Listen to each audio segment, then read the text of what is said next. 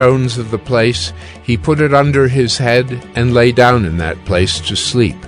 And he dreamed, and behold, there was a ladder set up on the earth, and the top of it reached to heaven.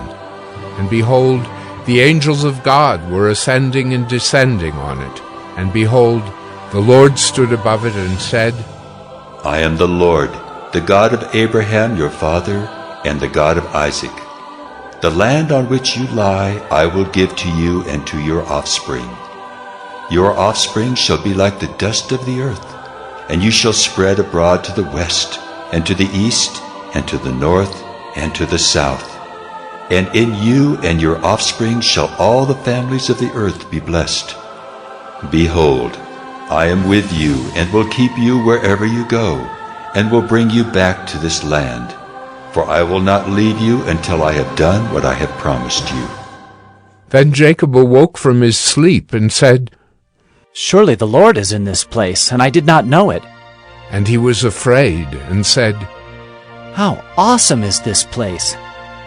This is none other than the house of God, and this is the gate of heaven. So early in the morning Jacob took the stone that he had put under his head, and set it up for a pillar, and poured oil on the top of it. He called the name of that place Bethel, but the name of the city was Luz at the first. Then Jacob made a vow, saying, If God will be with me, and will keep me in this way that I go, and will give me bread to eat and clothing to wear, so that I come again to my father's house in peace, then the Lord shall be my God, and this stone which I have set up for a pillar shall be God's house. And of all that you give me, I will give a full tenth to you. Genesis 29. Then Jacob went on his journey, and came to the land of the people of the east. As he looked, he saw a well in the field, and behold, 3 flocks of sheep lying beside it, for out of that well the flocks were watered. The stone on the well's mouth was large, and when all the flocks were gathered there, the shepherds would roll the stone from the mouth of the well, and water the sheep, and put the stone back in its place over the mouth of the well. Jacob said to them, My brothers, where do you come from? They said, We are from Haran. He said to them, Do you know Laban, the son of Nahor? They said, We know him. He said to them, Is it well with him? They said, It is well, and see, Rachel his daughter is coming with the sheep. He said, Behold, it is still high day. It is not time for the livestock to be gathered together. Water the sheep and go, pasture them. But they said, We cannot until all the flocks are gathered together, and the stone is rolled from the mouth of the well. Then we water the sheep. While he was still speaking with them, Rachel came with her father's sheep, for she was a shepherdess. Now as soon as Jacob saw Rachel, the daughter of Laban, his mother's brother, and the sheep of Laban, his mother's brother, Jacob came near and rolled the stone from the well's mouth, and watered the flock of Laban, his mother's brother. Then Jacob kissed Rachel and wept aloud. And Jacob told Rachel that he was her father's kinsman, and that he was Rebekah's son, and she ran and told her father. As soon as Laban heard the news about Jacob, his sister's son, he ran to meet him and embraced him and kissed him and brought him to his house. Jacob told Laban all these things, and Laban said to him, Surely you are my bone and my flesh. And he stayed with him a month. Then Laban said to Jacob, Because you are my kinsman, should you therefore serve me for nothing? Tell me, what shall your wages be? Now Laban had 2 daughters. The name of the older was Leah, and the name of the younger was Rachel. Leah's eyes were weak, but Rachel was beautiful in form and appearance. Jacob loved Rachel, and he said, I will serve you 7 years for your younger daughter Rachel. Laban said, It is better that I give her to you than that I should give her to any other man. Stay with me. So Jacob served 7 years for Rachel, and they seemed to him but a few days, because of the love he had for her. Then Jacob said to Laban, "Give me my wife, that I may go in to her, for my time is completed." So Laban gathered together all the people of the place and made a feast. But in the evening he took his daughter Leah and brought her to Jacob, and he went in to her. Laban gave his female servant Zilpah to his daughter Leah to be her servant. And in the morning, behold, it was Leah. And Jacob said to Laban, "What is this you have done to me? Did I not serve with you for Rachel? Why then have you deceived me?" Laban said, It is not so done in our country to give the younger before the firstborn. Complete the week of this one, and we will give you the other also in return for serving me another 7 years. Jacob did so, and completed her week. Then Laban gave him his daughter Rachel to be his wife. Laban gave his female servant Bilhah to his daughter Rachel to be her servant. So Jacob went in to Rachel also, and he loved Rachel more than Leah, and served Laban for another 7 years. When the Lord saw that Leah was hated, he opened her womb, but Rachel was barren. And Leah conceived and bore a son, and she called his name Reuben, for she said, Because the Lord has looked upon my affliction, for now my husband will love me. She conceived again, and bore a son, and said, Because the Lord has heard that I am hated, he has given me this son also. And she called his name Simeon. Again she conceived and bore a son, and said, Now this time my husband will be attached to me, because I have borne him 3 sons. Therefore his name was called Levi. And she conceived again, and bore a son, and said, This time I will praise the Lord. Therefore she called his name Judah. Then she ceased bearing. Genesis 30. When Rachel saw that she bore Jacob no children, she envied her sister. She said to Jacob, Give me children, or I shall die. Jacob's anger was kindled against Rachel, and he said, Am I in the place of God, who has withheld from you the fruit of the womb? Then she said, Here is my servant Bilhah. Go into her, so that she may give birth on my behalf, that even I may have children through her. So she gave him her servant Bilhah as a wife, and Jacob went in to her. And Bilhah conceived and bore Jacob a son. Then Rachel said, God has judged me, and has also heard my voice and given me a son. Therefore she called his name Dan.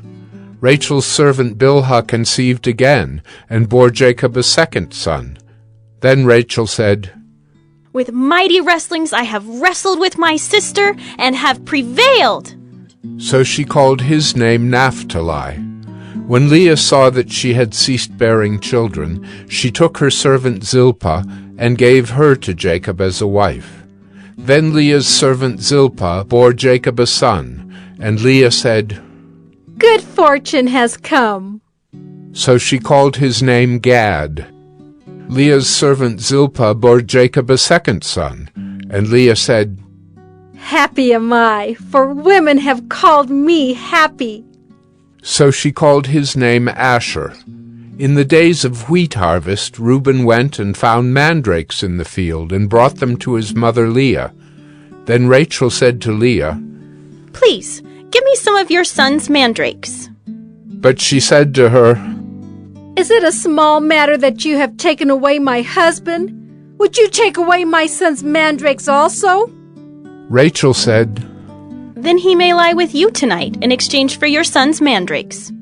When Jacob came from the field in the evening, Leah went out to meet him and said, You must come in to me, for I have hired you with my son's mandrakes. So he lay with her that night. And God listened to Leah, and she conceived and bore Jacob a 5th son. Leah said, God has given me my wages. because I gave my servant to my husband." So she called his name Issachar. And Leah conceived again, and she bore Jacob a sixth son. Then Leah said, "God has endowed me with a good endowment. Now my husband will honor me, because I have borne him 6 sons." So she called his name Zebulun. Afterward she bore a daughter, and called her name Dinah. Then God remembered Rachel, and God listened to her and opened her womb. She conceived and bore a son, and said, God has taken away my reproach. And she called his name Joseph, saying, May the Lord add to me another son. As soon as Rachel had borne Joseph, Jacob said to Laban, Send me away, that I may go to my own home and country. Give me my wives and my children, for whom I have served you, that I may go, for you know the service that I have given you. But Laban said to him, If I have found favor in your sight, I have learned by divination that the Lord has blessed me because of you. Name your wages, and I will give it. Jacob said to him, You yourself know how I have served you, and how your livestock has fared with me. For you had little before I came, and it has increased abundantly, and the Lord has blessed you wherever I turned. But now, when shall I provide for my own household also? He said, What shall I give you? Jacob said, You shall not give me anything. If you will do this for me, I will again pasture your flock and keep it. Let me pass through all your flock today, removing from it every speckled and spotted sheep, and every black lamb, and the spotted and speckled among the goats, and they shall be my wages. So my honesty will answer for me later, when you come to look into my wages with you. Every one that is not speckled and spotted among the goats, and black among the lambs, if found with me, shall be counted stolen. Laban said, Good, let it be as you have said. But that day Laban removed the male goats that were striped and spotted, and all the female goats that were speckled and spotted, every one that had white on it, and every lamb that was black, and put them in the charge of his sons. And he set a distance of 3 days' journey between himself and Jacob pastured the rest of Laban's flock. Then Jacob took fresh sticks of poplar and almond and plane trees, and peeled white streaks in them, exposing the white of the sticks.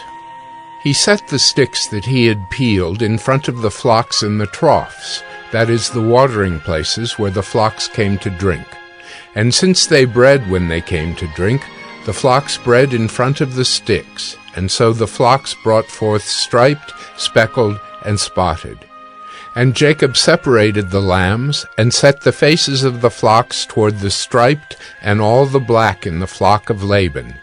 He put his own droves apart, and did not put them with Laban's flock. Whenever the stronger of the flock were breeding, Jacob would lay the sticks in the troughs before the eyes of the flock, that they might breed among the sticks. But for the feebler of the flock he would not lay them there. So the feebler would be Laban's, and the stronger Jacob's. Thus the man increased greatly, and had large flocks, female servants and male servants, and camels and donkeys. Genesis 31. Now Jacob heard that the sons of Laban were saying, Jacob has taken all that was our father's, and from what was our father's he has gained all this wealth. And Jacob saw that Laban did not regard him with favor as before. Then the Lord said to Jacob, Return to the land of your fathers and to your kindred, and I will be with you. So Jacob sent and called Rachel and Leah into the field, where his flock was, and said to them, I see that your father does not regard me with favor as he did before. But the God of my father has been with me. You know that I have served your father with all my strength. Yet your father has cheated me and changed my wages 10 times. But God did not permit him to harm me. If he said, The spotted shall be your wages, then all the flock bore spotted. And if he said, The striped shall be your wages, then all the flock bore striped. Thus God has taken away the livestock of your father and given them to me. In the breeding season of the flock I lifted up my eyes and saw in a dream that the goats that mated with the flock were striped, spotted, and mottled. Then the angel of God said to me in the dream, Jacob. And I said, Here I am. And he said, Lift up your eyes and see, all the goats that mate with the flock are striped, spotted, and mottled. For I have seen all that Laban is doing to you. I am the God of Bethel, where you anointed a pillar and made a vow to me. Now arise, go out from this land, and return to the land of your kindred. Then Rachel and Leah answered and said to him, Is there any portion or inheritance left to us in our father's house? Are we not regarded by him as foreigners? For he has sold us, and he has indeed devoured our money. All the wealth that God has taken away from our father belongs to us and to our children. Now then, whatever God has said to you, do. So Jacob arose and set his sons and his wives on camels. He drove away all his livestock, all his property that he had gained, the livestock in his possession that he had acquired in Paddan Aram, to go to the land of Canaan to his father Isaac. Laban had gone to shear his sheep, and Rachel stole her father's household gods. And Jacob tricked Laban the Aramean by not telling him that he intended to flee. He fled with all that he had, and arose and crossed the Euphrates, and set his face toward the hill country of Gilead. When it was told Laban on the third day that Jacob had fled, he took his kinsman with him, and pursued him for 7 days, and followed close after him into the hill country of Gilead. But God came to Laban the Aramean in a dream by night, and said to him, Be careful not to say anything to Jacob, either good or bad. And Laban overtook Jacob. Now Jacob had pitched his tent in the hill country, and Laban with his kinsmen pitched tents in the hill country of Gilead. And Laban said to Jacob, What have you done, that you have tricked me and driven away my daughters like captives of the sword? Why did you flee secretly and trick me, and did not tell me, so that I might have sent you away with mirth and songs, with tambourine and lyre? And why did you not permit me to kiss my sons and my daughters farewell? Now you have done foolishly. It is in my power to do you harm, but the God of your father spoke to me last night, saying, Be careful not to say anything to Jacob, either good or bad. And now you have gone away because you long greatly for your father's house. But why did you steal my gods? Jacob answered and said to Laban, Because I was afraid, for I thought that you would take your daughters from me by force. Anyone with whom you find your gods shall not live. In the presence of our kinsmen, point out what I have that is yours, and take it. Now Jacob did not know that Rachel had stolen them. So Laban went into Jacob's tent, and into Leah's tent, and into the tent of the 2 female servants, but he did not find them. And he went out of Leah's tent and entered Rachel's. Now Rachel had taken the household gods, and put them in the camel's saddle, and sat on them. Laban felt all about the tent, but did not find them. And she said to her father, Let not my lord be angry that I cannot rise before you, for the way of women is upon me. So he searched, but did not find the household gods. Then Jacob became angry and berated Laban. Jacob said to Laban, What is my offense? What is my sin that you have hotly pursued me? For you have felt through all my goods. What have you found of all your household goods? Set it here before my kinsmen and your kinsmen, that they may decide between us two. These 20 years I have been with you. Your ewes and your female goats have not miscarried, and I have not eaten the rams of your flocks. What was torn by wild beasts I did not bring to you. I bore the loss of it, myself. From my hand you required it, whether stolen by day or stolen by night. There I was. By day the heat consumed me, and the cold by night, and my sleep fled from my eyes. These 20 years I have been in your house. I served you 14 years for your 2 daughters, and 6 years for your flock, and you have changed my wages 10 times.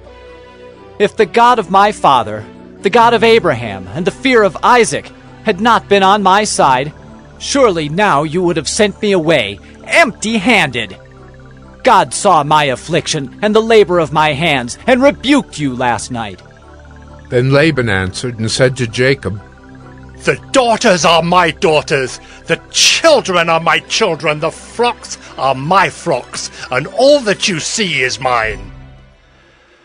But what can I do this day for these my daughters, or for their children whom they have borne?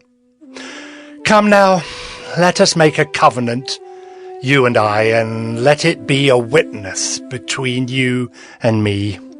So Jacob took a stone and set it up as a pillar, and Jacob said to his kinsmen, Gather stones.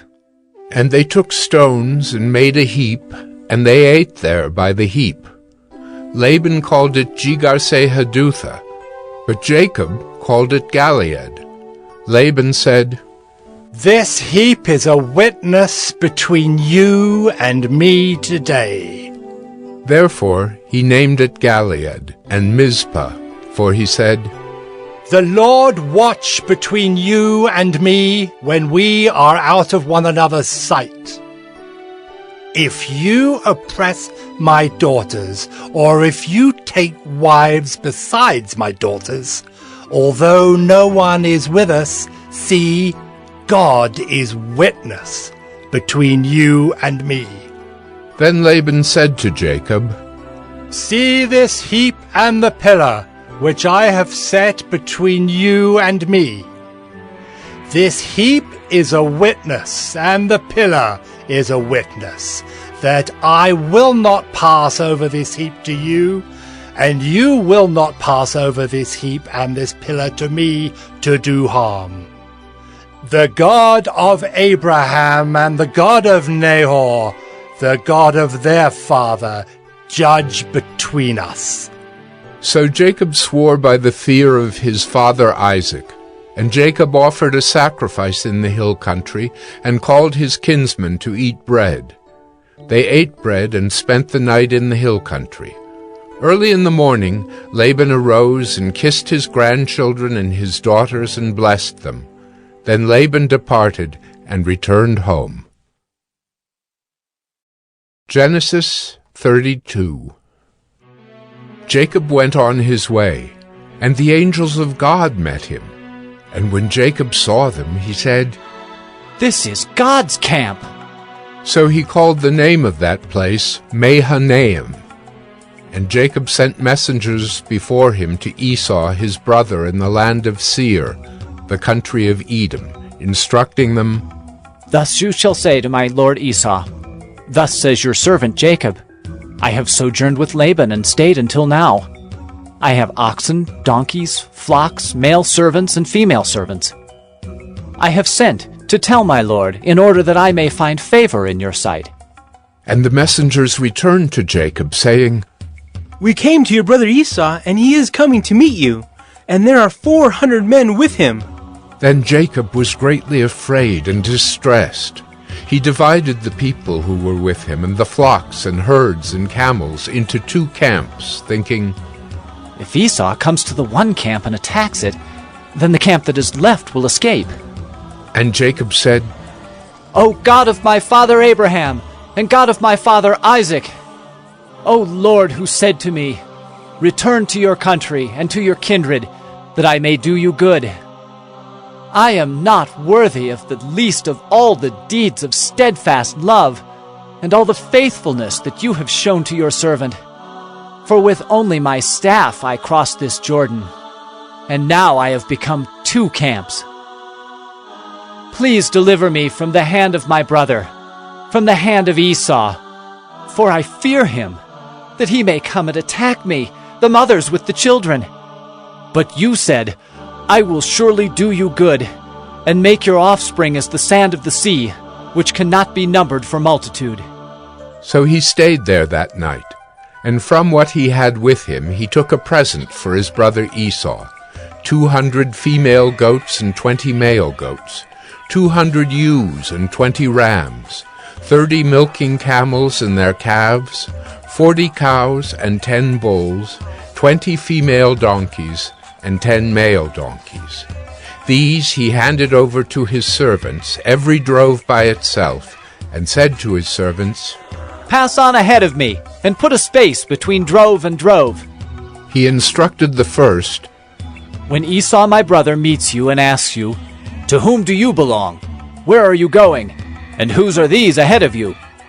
then you shall say, 'They belong to your servant Jacob. They are a present sent to my lord Esau.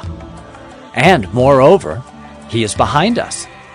He likewise instructed the second and the third and all who followed the droves. "You shall say the same thing to Esau when you find him, and you shall say, 'Moreover, your servant Jacob is behind us.'"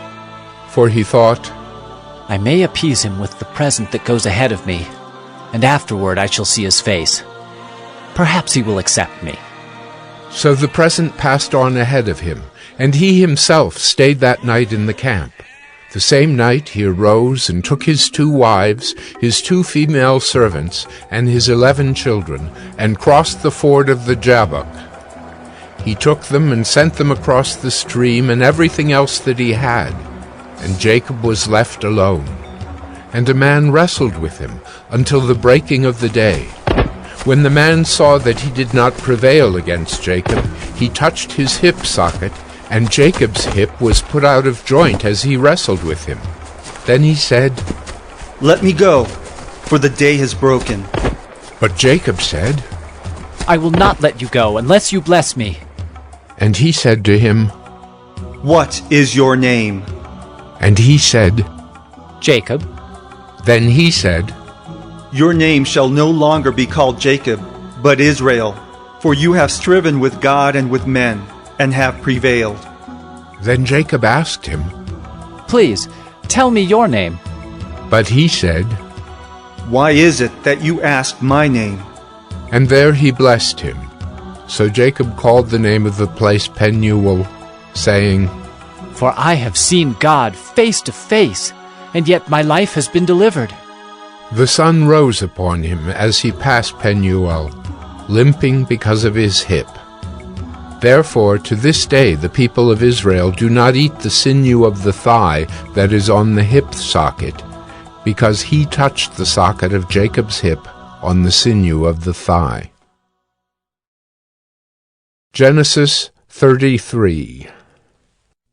And Jacob lifted up his eyes and looked, and behold, Esau was coming, and 400 men with him.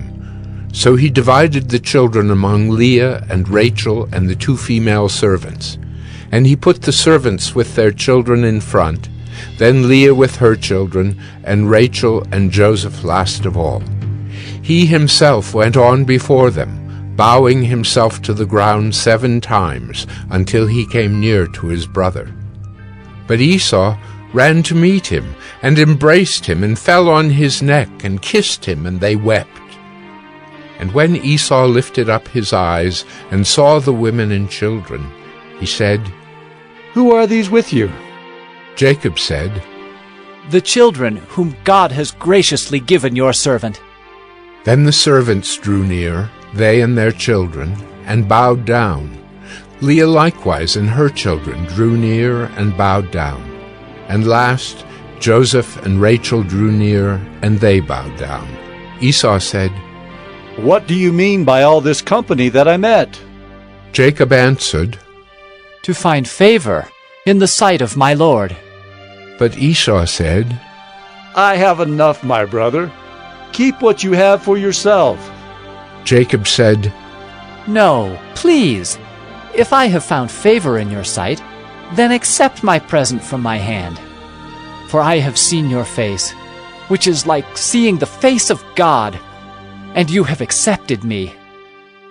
Please accept my blessing that is brought to you. because God has dealt graciously with me, and because I have enough." Thus he urged him, and he took it. And then Esau said, "Let us journey on our way, and I will go ahead of you." But Jacob said to him, "My Lord knows that the children are frail, and that the nursing flocks and herds are a care to me. If they are driven hard for one day, all the flocks will die. Let my Lord pass on ahead of his servant, and I will lead on slowly, at the pace of the livestock that are ahead of me, and at the pace of the children, until I come to my Lord in Seir." So Esau said, "Let me leave with you some of the people who are with me." But he said, "What need is there? Let me find favor in the sight of my Lord." So Esau returned that day on his way to Seir. But Jacob journeyed to Succoth, and built himself a house, and made booths for his livestock. Therefore the name of the place is called Succoth. And Jacob came safely to the city of Shechem, which is in the land of Canaan, on his way from Paddan Aram, and he camped before the city. And from the sons of Hamor, Shechem's father, he bought for 100 pieces of money the piece of land on which he had pitched his tent. There he erected an altar, and called it El Elohe Israel. Genesis 34. Now Dinah, the daughter of Leah, whom she had borne to Jacob, went out to see the women of the land. And when Shechem, the son of Hamor the Hivite, the prince of the land, saw her, he seized her, and lay with her, and humiliated her. And his soul was drawn to Dinah, the daughter of Jacob. He loved the young woman, and spoke tenderly to her. So Shechem spoke to his father Hamor, saying, "Get me this girl for my wife." Now Jacob heard that he had defiled his daughter Dinah, but his sons were with his livestock in the field, so Jacob held his peace until they came. And Hamor, the father of Shechem, went out to Jacob to speak with him. The sons of Jacob had come in from the field as soon as they heard of it, and the men were indignant and very angry, because he had done an outrageous thing in Israel by lying with Jacob's daughter, for such a thing must not be done. But Hamor spoke with them, saying, "The soul of my son Shechem longs for your daughter. Please give her to him to be his wife. Make marriages with us. Give your daughters to us, and take our daughters for yourselves. You shall dwell with us, and the land shall be open to you. Dwell and trade in it, and get property in it." Shechem also said to her father and to her brothers, "Let me find favor in your eyes, and whatever you say to me I will give. Ask me for as great a bride price and gift as you will, and I will give whatever you say to me. Only give me the young woman to be my wife." The sons of Jacob answered Shechem and his father Hamor deceitfully, because he had defiled their sister Dinah. They said to them, "We cannot do this thing to give our sister to one who is uncircumcised, for that would be a disgrace to us. Only on this condition will we agree with you, that you will become as we are by every male among you being circumcised." "Then we will give our daughters to you, and we will take your daughters to ourselves, and we will dwell with you and become one people. But if you will not listen to us and be circumcised, then we will take our daughter, and we will be gone." Their words pleased Hamor and Hamor's son Shechem, and the young man did not delay to do the thing, because he delighted in Jacob's daughter. Now he was the most honored of all his father's house. So Hamor and his son Shechem came to the gate of their city, and spoke to the men of their city, saying, "These men are at peace with us. Let them dwell in the land and trade in it, for behold, the land is large enough for them. Let us take their daughters as wives, and let us give them our daughters. Only on this condition will the men agree to dwell with us to become one people, when every male among us is circumcised as they are circumcised. Will not their livestock, their property, and all their beasts be ours? Only let us agree with them, and they will dwell with us." And all who went out of the gate of his city listened to Hamor and his son Shechem, and every male was circumcised, all who went out of the gate of his city. On the third day, when they were sore, 2 of the sons of Jacob, Simeon and Levi, Dinah's brothers, took their swords and came against the city while it felt secure and killed all the males. They killed Hamor and his son Shechem with the sword, and took Dinah out of Shechem's house and went away. The sons of Jacob came upon the slain and plundered the city because they had defiled their sister. They took their flocks and their herds, their donkeys, and whatever was in the city and in the field, all their wealth, all their little ones and their wives, all that was in the houses, they captured and plundered. Then Jacob said to Simeon and Levi, "You have brought trouble on me by making me stink to the inhabitants of the land, the Canaanites and the Perizzites. My numbers are few, and if they gather themselves against me and attack me, I shall be destroyed, both I and my household." But they said, "Should he treat our sister like a prostitute?" Genesis 35. God said to Jacob, Arise, go up to Bethel and dwell there. Make an altar there to the God who appeared to you when you fled from your brother Esau. So Jacob said to his household and to all who were with him, "Put away the foreign gods that are among you, and purify yourselves, and change your garments. Then let us arise and go up to Bethel, so that I may make there an altar to the God who answers me in the day of my distress, and has been with me wherever I have gone." So they gave to Jacob all the foreign gods that they had, and the rings that were in their ears.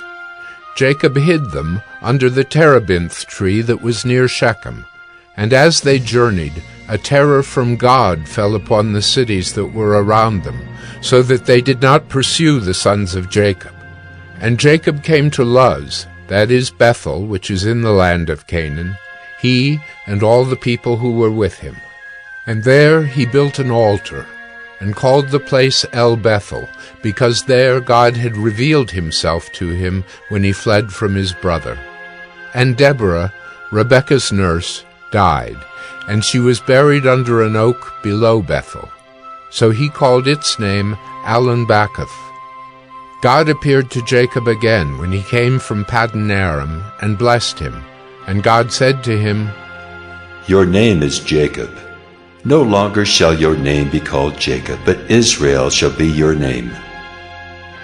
So he called his name Israel. And God said to him, I am God Almighty. Be fruitful and multiply. A nation and a company of nations shall come from you, and kings shall come from your own body. The land that I gave to Abraham and Isaac I will give to you, and I will give the land to your offspring after you. Then God went up from him in the place where he had spoken with him. And Jacob set up a pillar in the place where he had spoken with him, a pillar of stone. He poured out a drink offering on it, and poured oil on it. So Jacob called the name of the place where God had spoken with him, Bethel. Then they journeyed from Bethel.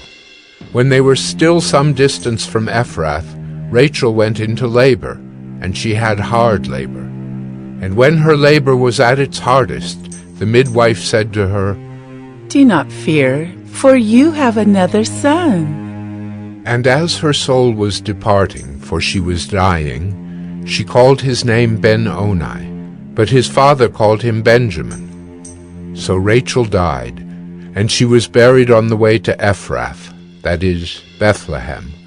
And Jacob set up a pillar over her tomb. It is the pillar of Rachel's tomb, which is there to this day. Israel journeyed on, and pitched his tent beyond the Tower of Eder. While Israel lived in that land, Reuben went and lay with Bilhah, his father's concubine. And Israel heard of it. Now the sons of Jacob were 12. The sons of Leah, Reuben, Jacob's firstborn, Simeon, Levi, Judah, Issachar, and Zebulun. The sons of Rachel, Joseph and Benjamin. The sons of Bilhah, Rachel's servant, Dan, and Naphtali. The sons of Zilpah, Leah's servant, Gad and Asher.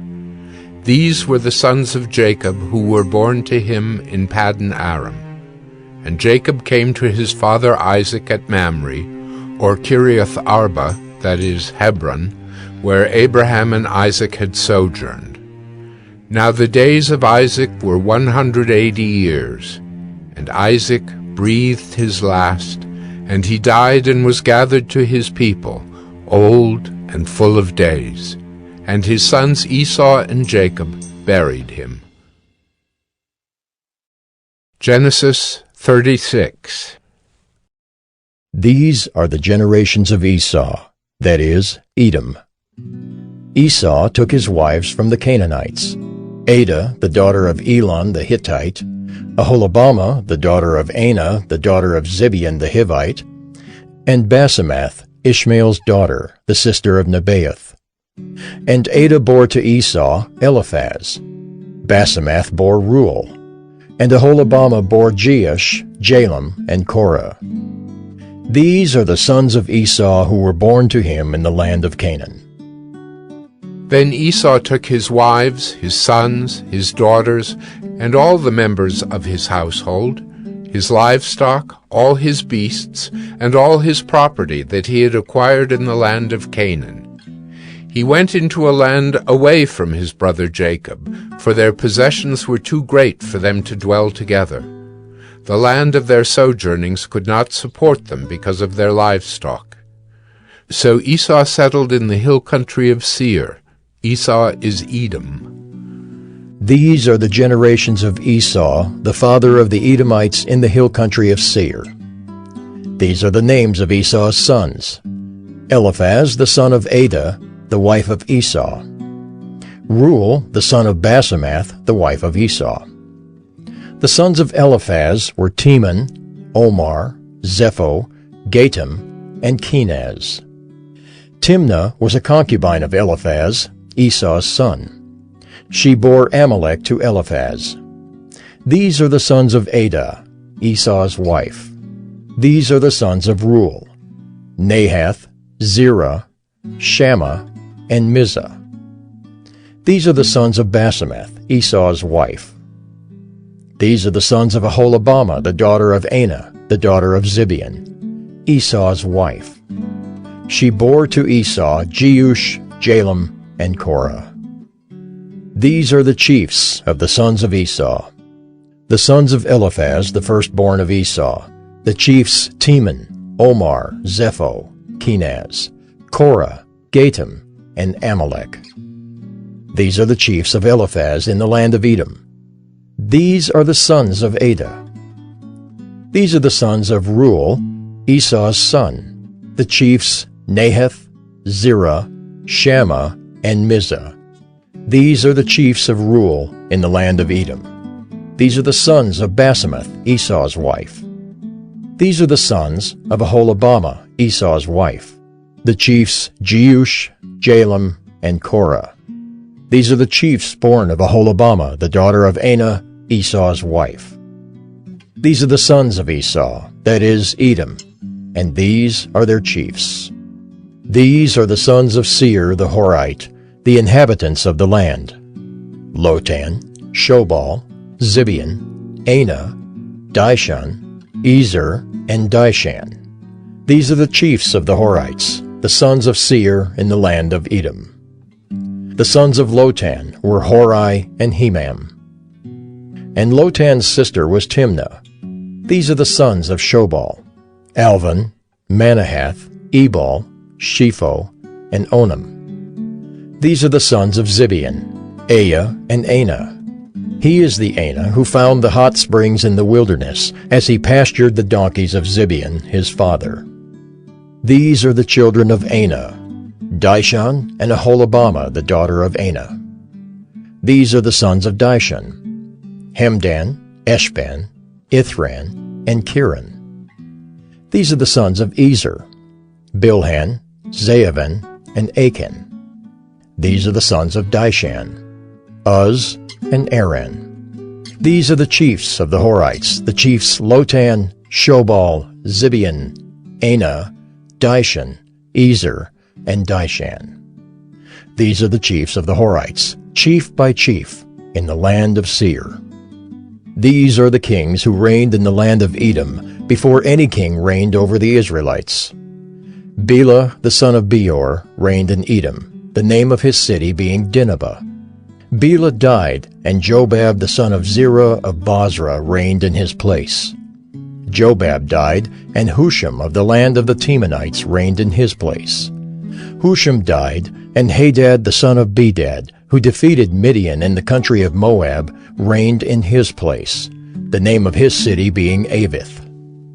Hadad died, and Samlah of Masrekah reigned in his place. Samlah died, and Shaul of Rehoboth on the Euphrates reigned in his place. Shaul died, and Baal-Hanan the son of Achbor reigned in his place. Baal-Hanan the son of Achbor died, and Hadar reigned in his place, the name of his city being Pau. His wife's name was Mehetabel, the daughter of Matred, daughter of Mezahab. These are the names of the chiefs of Esau, according to their clans and their dwelling places, by their names. The chiefs Timnah, Alva, Jetheth, Aholibamah, Elah, Pinon, Kenaz, Teman, Mibzar, Magdiel, and Iram. These are the chiefs of Edom, that is, Esau, the father of Edom, according to their dwelling places in the land of their possession. Genesis 37. Jacob lived in the land of his father's sojournings, in the land of Canaan. These are the generations of Jacob. Joseph, being 17 years old, was pasturing the flock with his brothers. He was a boy with the sons of Bilhah and Zilpah, his father's wives. And Joseph brought a bad report of them to their father. Now Israel loved Joseph more than any other of his sons, because he was the son of his old age. And he made him a robe of many colors. But when his brothers saw that their father loved him more than all his brothers, they hated him, and could not speak peacefully to him. Now Joseph had a dream, and when he told it to his brothers, they hated him even more. He said to them, "Hear this dream that I have dreamed. Behold, we were binding sheaves in the field, and behold, my sheaf arose and stood upright. And behold, your sheaves gathered around it and bowed down to my sheaf." His brothers said to him, "Are you indeed to reign over us, or are you indeed to rule over us?" So they hated him even more for his dreams and for his words. Then he dreamed another dream, and told it to his brothers, and said, "Behold, I have dreamed another dream. Behold, the sun, the moon, and 11 stars were bowing down to me." But when he told it to his father and to his brothers, his father rebuked him and said to him, "What is this dream that you have dreamed? Shall I and your mother and your brothers indeed come to bow ourselves to the ground before you?" And his brothers were jealous of him, but his father kept the saying in mind. Now his brothers went to pasture their father's flock near Shechem. And Israel said to Joseph, "Are not your brothers pasturing the flock at Shechem? Come, I will send you to them."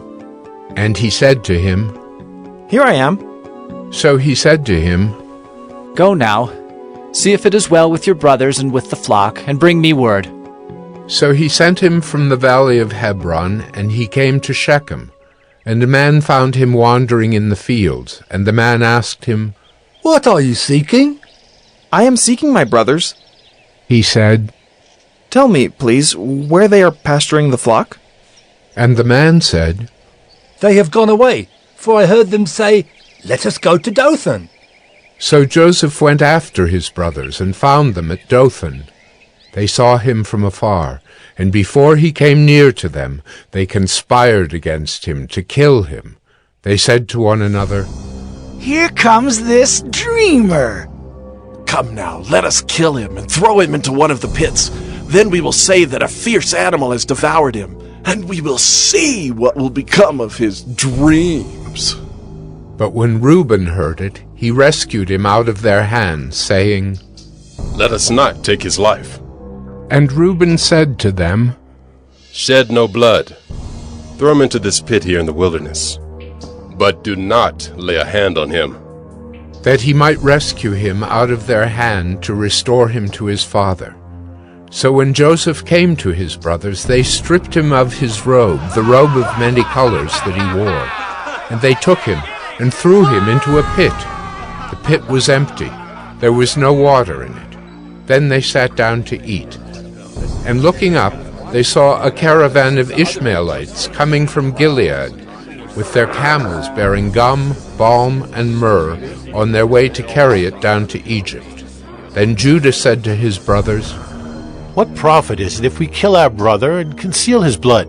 Come, let us sell him to the Ishmaelites, and let not our hand be upon him, for he is our brother, our own flesh. And his brothers listened to him. Then Midianite traders passed by, and they drew Joseph up and lifted him out of the pit and sold him to the Ishmaelites for 20 shekels of silver. They took Joseph to Egypt. When Reuben returned to the pit and saw that Joseph was not in the pit, he tore his clothes and returned to his brothers and said, The boy is gone, and I, where shall I go? Then they took Joseph's robe and slaughtered a goat and dipped the robe in the blood. And they sent the robe of many colors and brought it to their father and said, This we have found. Please identify whether it is your son's robe or not. And he identified it and said, It is my son's robe.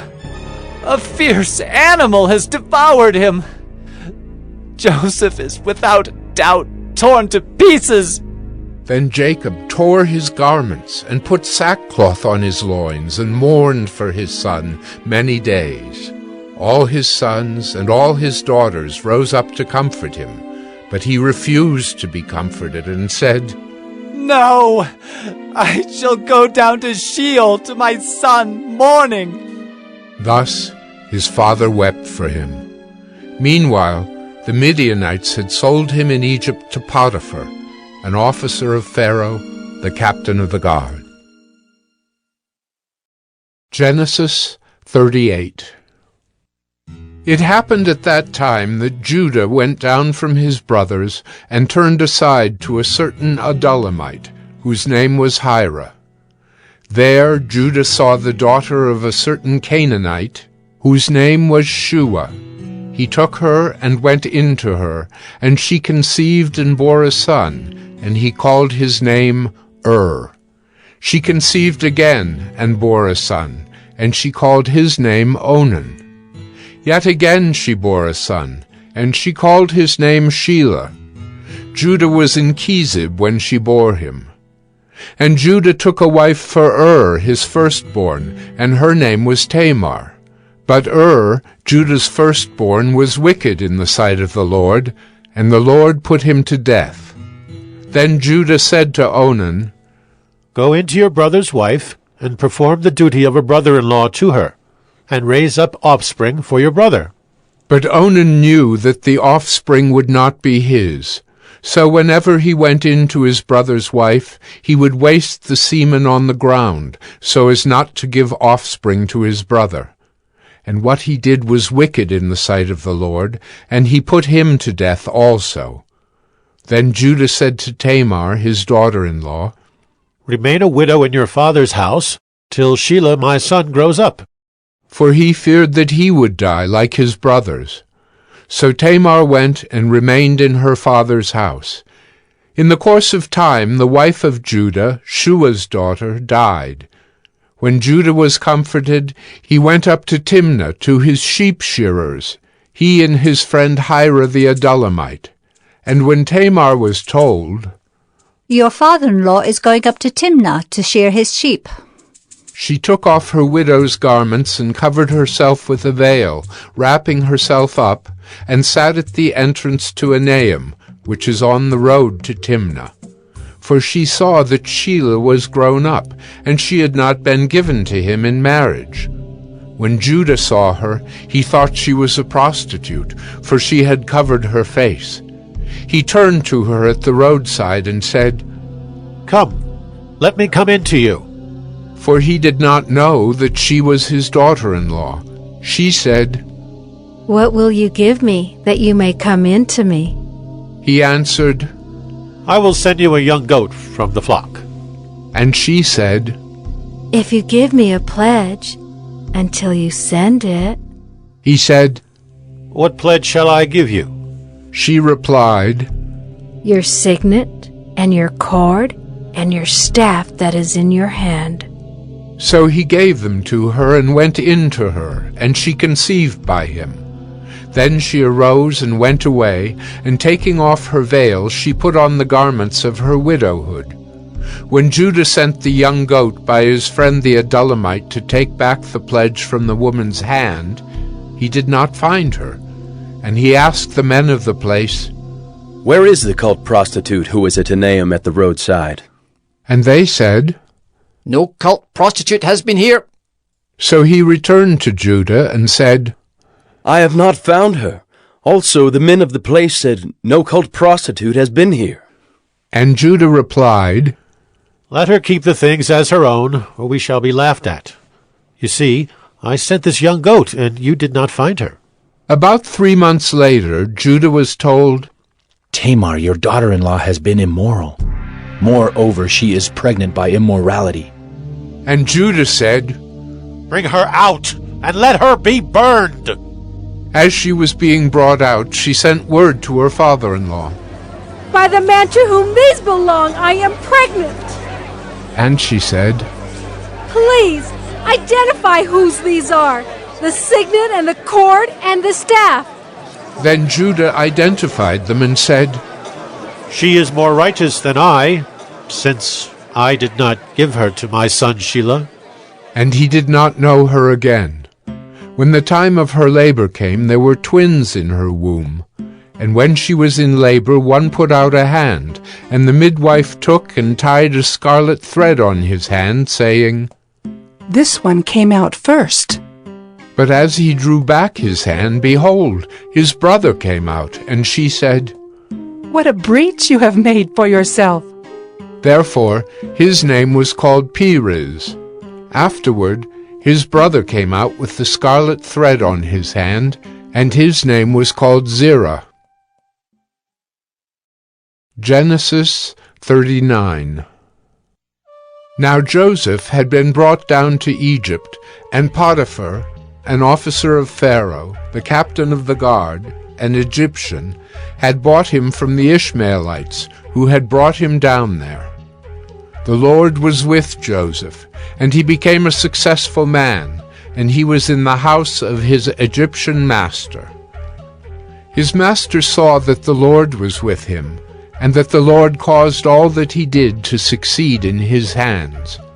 So Joseph found favor in his sight, and attended him, and he made him overseer of his house, and put him in charge of all that he had. From the time that he made him overseer in his house, and over all that he had, the Lord blessed the Egyptian's house for Joseph's sake. The blessing of the Lord was on all that he had in house and field.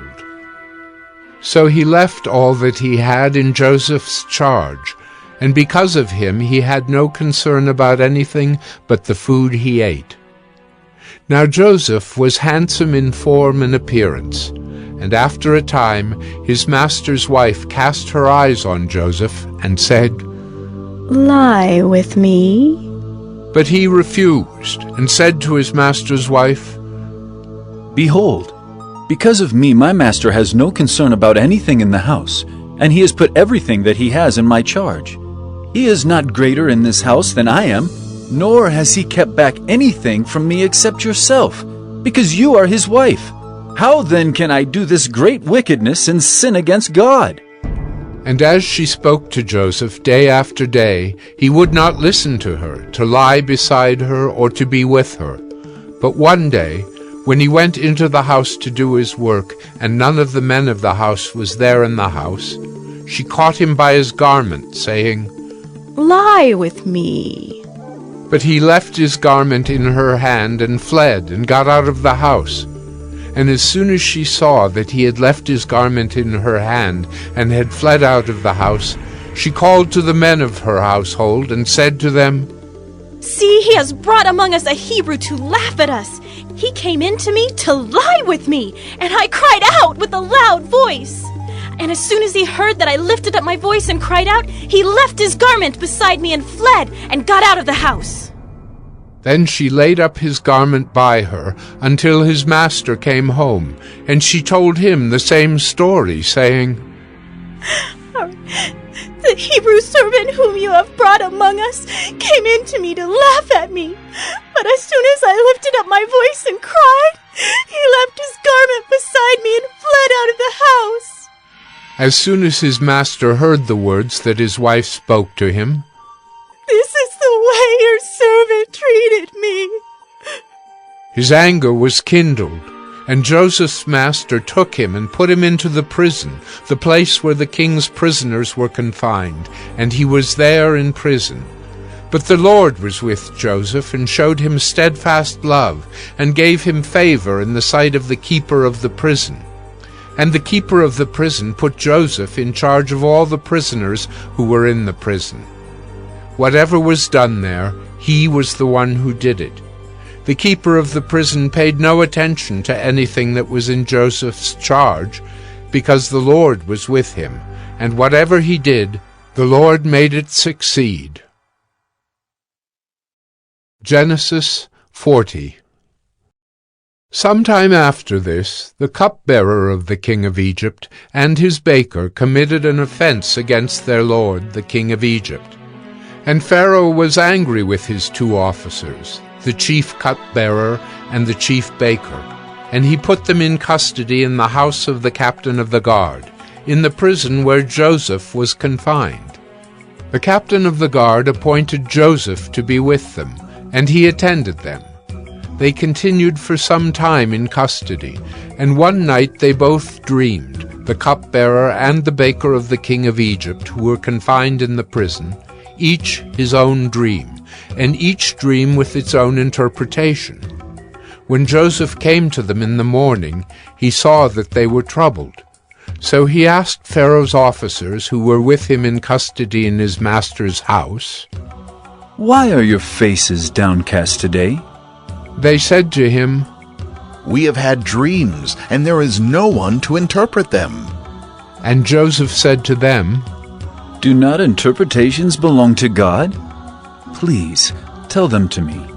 So the chief cupbearer told his dream to Joseph and said to him, "In my dream there was a vine before me, and on the vine there were 3 branches.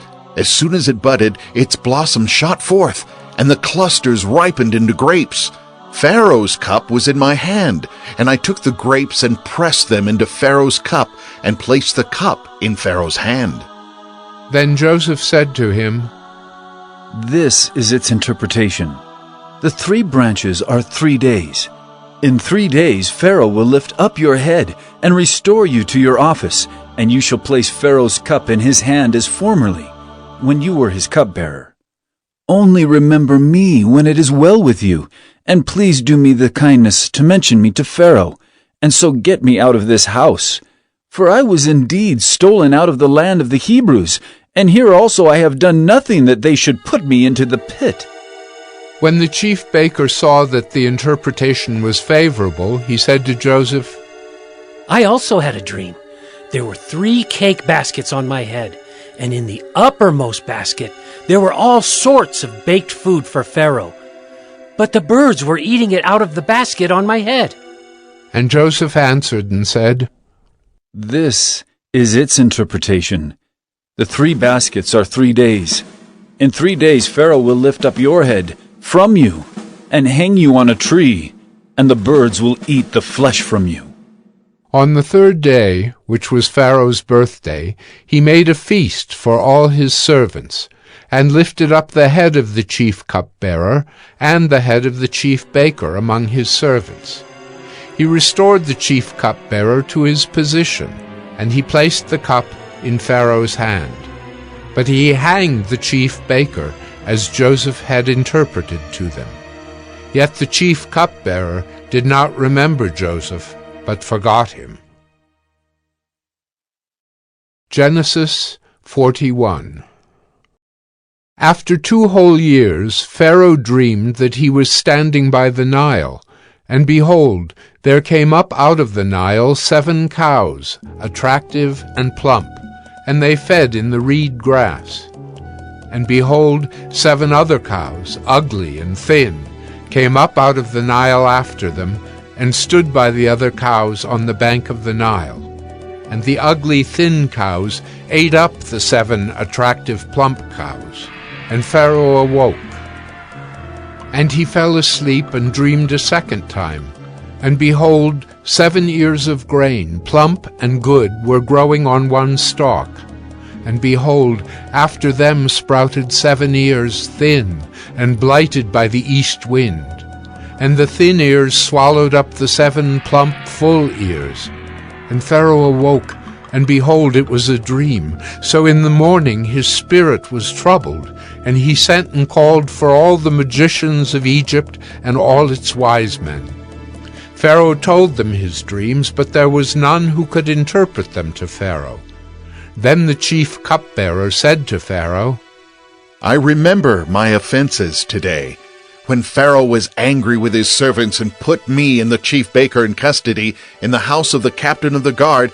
We dreamed on the same night, he and I, each having a dream with its own interpretation. A young Hebrew was there with us, a servant of the captain of the guard. When we told him, he interpreted our dreams to us, giving an interpretation to each man according to his dream. And as he interpreted to us, so it came about. I was restored to my office, and the baker was hanged. Then Pharaoh sent and called Joseph, and they quickly brought him out of the pit. And when he had shaved himself and changed his clothes, he came in before Pharaoh. And Pharaoh said to Joseph, I have had a dream, and there is no one who can interpret it.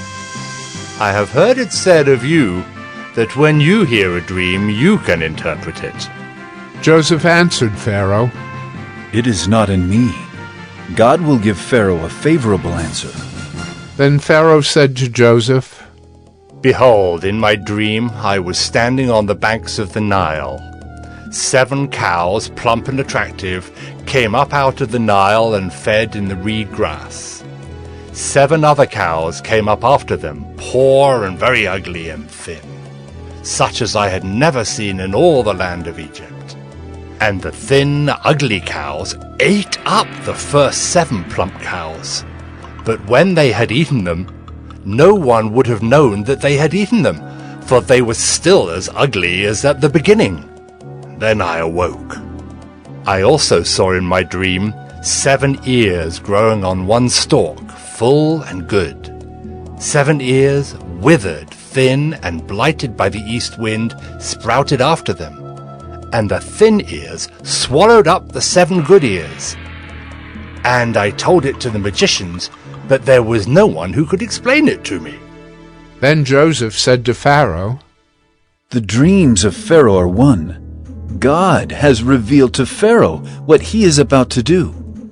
The 7 good cows are 7 years, and the 7 good ears are 7 years. The dreams are one. The 7 lean and ugly cows that came up after them are 7 years, and the 7 empty ears blighted by the east wind are also 7 years of famine. It is as I told Pharaoh. God has shown to Pharaoh what he is about to do. There will come 7 years of great plenty throughout all the land of Egypt. But after them there will arise 7 years of famine, and all the plenty will be forgotten in the land of Egypt. The famine will consume the land, and the plenty will be unknown in the land by reason of the famine that will follow, for it will be very severe. And the doubling of Pharaoh's dream means that the thing is fixed by God, and God will shortly bring it about. Now, therefore, let Pharaoh select a discerning and wise man, and set him over the land of Egypt. Let Pharaoh proceed to appoint overseers over the land and take 1/5 of the produce of the land of Egypt during the 7 plentiful years. and let them gather all the food of these good years that are coming, and store up grain under the authority of Pharaoh for food in the cities, and let them keep it. That food shall be a reserve for the land against the 7 years of famine that are to occur in the land of Egypt, so that the land may not perish through the famine." This proposal pleased Pharaoh and all his servants, and Pharaoh said to his servants, "Can we find a man like this, in whom is the Spirit of God?" Then Pharaoh said to Joseph, "Since God has shown you all this, there is none so discerning and wise as you are. You shall be over my house, and all my people shall order themselves as you command. Only as regards the throne will I be greater than you." And Pharaoh said to Joseph, "See, I have set you over all the land of Egypt." Then Pharaoh took his signet ring from his hand and put it on Joseph's hand, and clothed him in garments of fine linen, and put a gold chain about his neck. And he made him ride in his second chariot, and they called out before him, "Bow the knee!" Thus he set him over all the land of Egypt. Moreover, Pharaoh said to Joseph, "I am Pharaoh, and without your consent, no one shall lift up hand or foot in all the land of Egypt." And Pharaoh called Joseph's name Zaphenath-Paneah, and he gave him in marriage Asenath, the daughter of Potiphera, priest of On. So Joseph went out over the land of Egypt. Joseph was 30 years old when he entered the service of Pharaoh, king of Egypt. And Joseph went out from the presence of Pharaoh and went through all the land of Egypt. During the 7 plentiful years the earth produced abundantly, and he gathered up all the food of these 7 years, which occurred in the land of Egypt, and put the food in the cities. He put in every city the food from the fields around it. And Joseph stored up grain in great abundance, like the sand of the sea, until he ceased to measure it, for it could not be measured. Before the year of famine came, 2 sons were born to Joseph. Asenath, the daughter of Potiphera, priest of On, bore them to him. Joseph called the name of the firstborn Manasseh. "For," he said, "God has made me forget all my hardship and all my father's house." The name of the second he called Ephraim. "For God has made me fruitful in the land of my affliction." The 7 years of plenty that occurred in the land of Egypt came to an end, and the 7 years of famine began to come, as Joseph had said. There was famine in all lands, but in all the land of Egypt there was bread. When all the land of Egypt was famished, the people cried to Pharaoh for bread. Pharaoh said to all the Egyptians, "Go to Joseph. What he says to you, do." So when the famine had spread over all the land, Joseph opened all the storehouses and sold to the Egyptians, for the famine was severe in the land of Egypt. Moreover, all the earth came to Egypt to Joseph to buy grain, because the famine was severe over all the earth.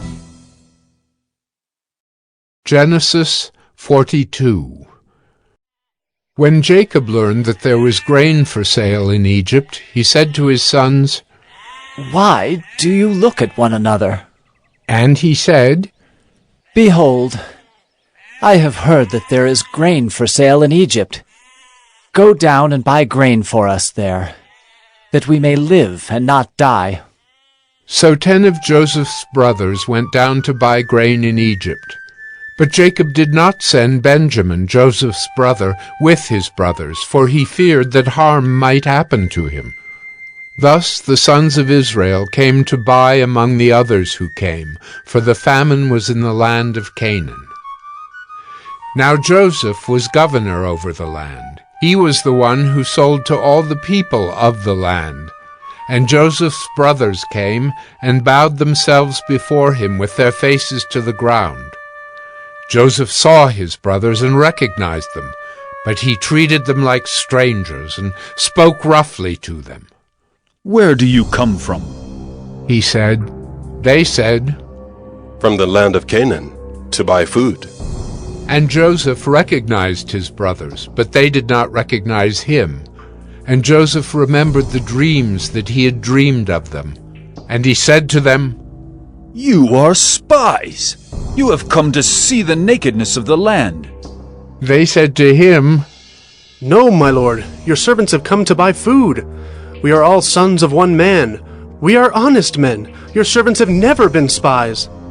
He said to them, "No, it is the nakedness of the land that you have come to see." And they said, "We, your servants, are 12 brothers, the sons of one man in the land of Canaan. And behold, the youngest is this day with our father, and one is no more."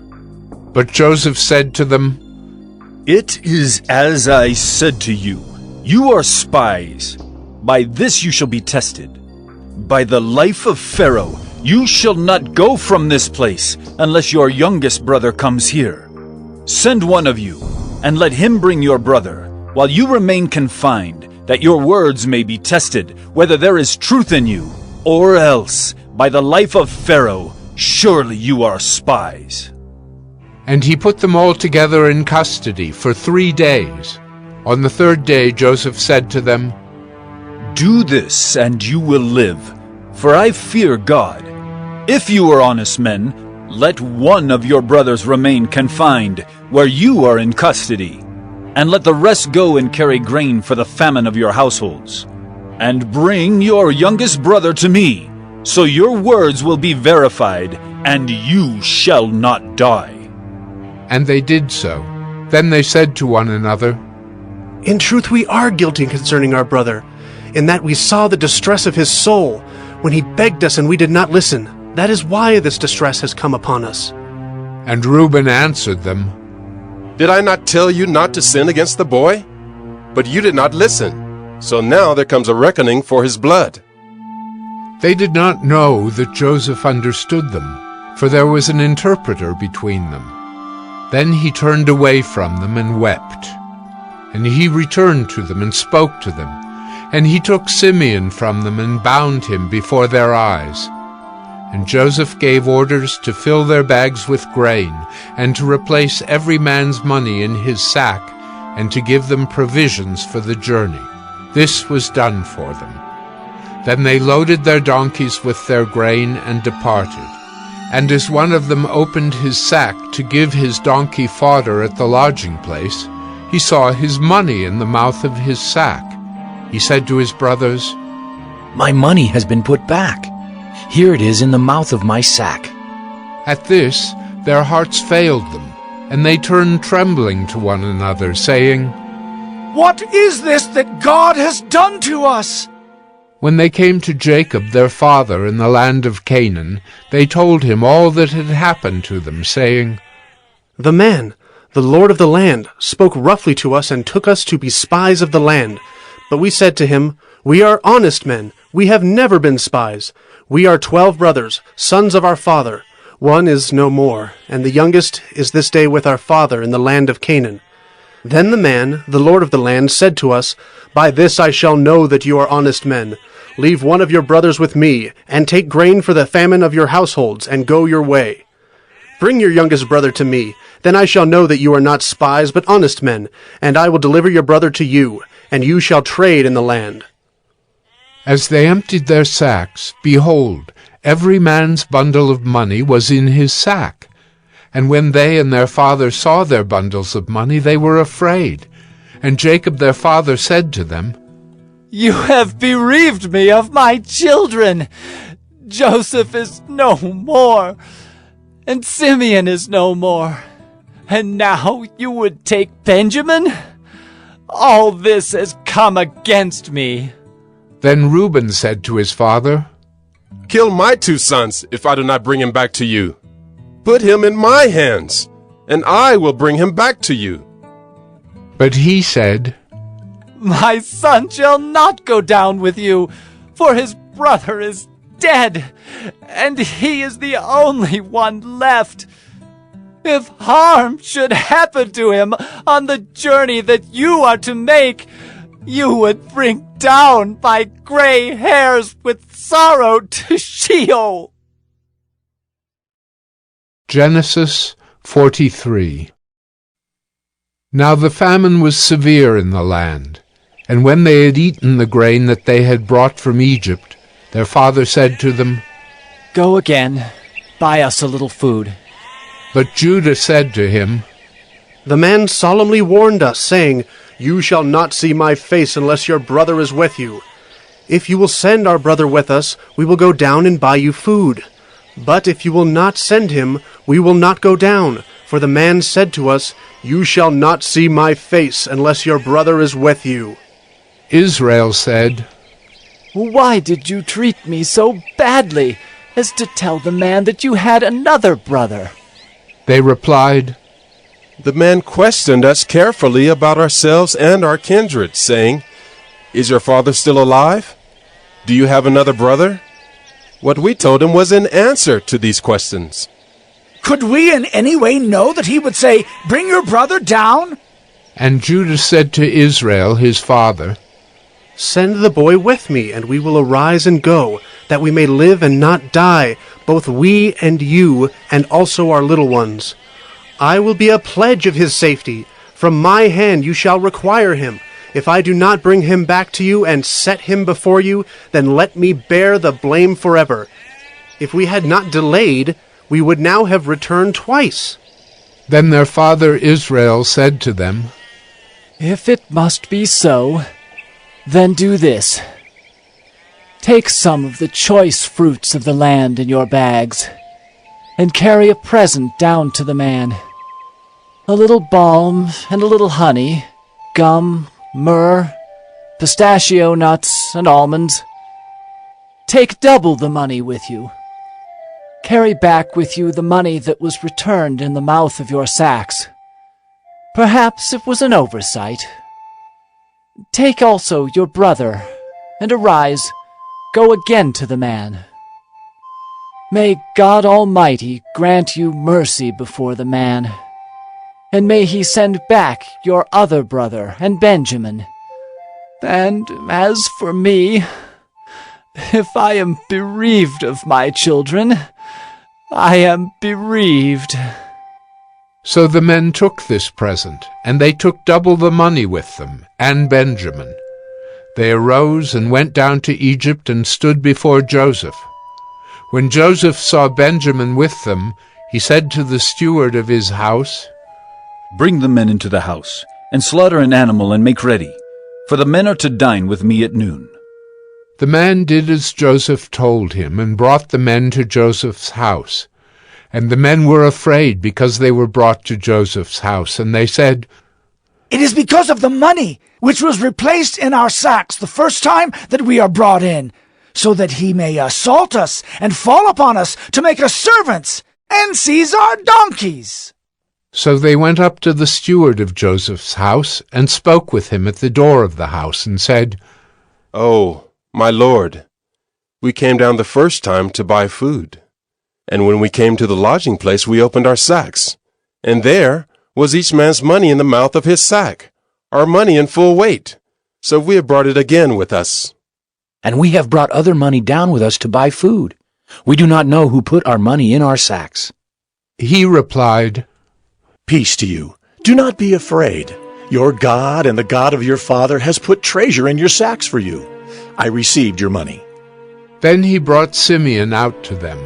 And when the man had brought the men into Joseph's house, and given them water, and they had washed their feet, and when he had given their donkeys fodder, they prepared the present for Joseph's coming at noon, for they heard that they should eat bread there. When Joseph came home, they brought into the house to him the present that they had with them, and bowed down to him to the ground. And he inquired about their welfare, and said, Is your father well, the old man of whom you spoke? Is he still alive? They said, Your servant, our father, is well. He is still alive. And they bowed their heads and prostrated themselves. And he lifted up his eyes and saw his brother Benjamin, his mother's son, and said, Is this your youngest brother, of whom you spoke to me? God be gracious to you, my son. Then Joseph hurried out, for his compassion grew warm for his brother, and he sought a place to weep. And he entered his chamber and wept there. Then he washed his face and came out, and controlling himself, he said, Serve the food. They served him by himself, and them by themselves, and the Egyptians who ate with him by themselves, because the Egyptians could not eat with the Hebrews, for that is an abomination to the Egyptians. And they sat before him, the firstborn according to his birthright, and the youngest according to his youth. And the men looked at one another in amazement. Portions were taken to them from Joseph's table, but Benjamin's portion was 5 times as much as any of theirs. And they drank and were merry with him. Genesis 44. Then he commanded the steward of his house, Fill them in sacks with food, as much as they can carry, and put each man's money in the mouth of his sack, and put my cup, the silver cup, in the mouth of the sack of the youngest, with his money for the grain. And he did as Joseph told him. As soon as the morning was light, the men were sent away with their donkeys. They had gone only a short distance from the city. Now Joseph said to his steward, Up, follow after the men, and when you overtake them, say to them, Why have you repaid evil for good? Is it not from this that my Lord drinks, and by this that he practices divination? You have done evil in doing this. When he overtook them, he spoke to them these words. They said to him, Why does my Lord speak such words as these? Far be it from your servants to do such a thing. Behold, the money that we found in the mouths of our sacks we brought back to you from the land of Canaan. How then could we steal silver or gold from your Lord's house? Whichever of your servants is found with it shall die, and we also will be my Lord's servants. He said, Let it be as you say. He who is found with it shall be my servant, and the rest of you shall be innocent. Then each man quickly lowered his sack to the ground, and each man opened his sack. And he searched, beginning with the eldest and ending with the youngest. And the cup was found in Benjamin's sack. Then they tore their clothes, and every man loaded his donkey, and they returned to the city. When Judah and his brothers came to Joseph's house, he was still there. They fell before him to the ground. Joseph said to them, What deed is this that you have done? Do you not know that a man like me can indeed practice divination? And Judah said, What shall we say to my Lord? What shall we speak? Or how can we clear ourselves? God has found out the guilt of your servants. Behold, we are my Lord's servants, both we and he also in whose hand the cup has been found. But he said, Far be it from me that I should do so. Only the man in whose hand the cup was found shall be my servant. But as for you, go up in peace to your father. Then Judah went up to him and said, O my Lord, please let your servant speak a word in my Lord's ears, and let not your anger burn against your servant, for you are like Pharaoh himself. My Lord asked his servants, saying, Have you a father or a brother? And we said to my Lord, We have a father, an old man, and a young brother, the child of his old age. His brother is dead, and he alone is left of his mother's children, and his father loves him. Then you said to your servants, Bring him down to me, that I may set my eyes on him.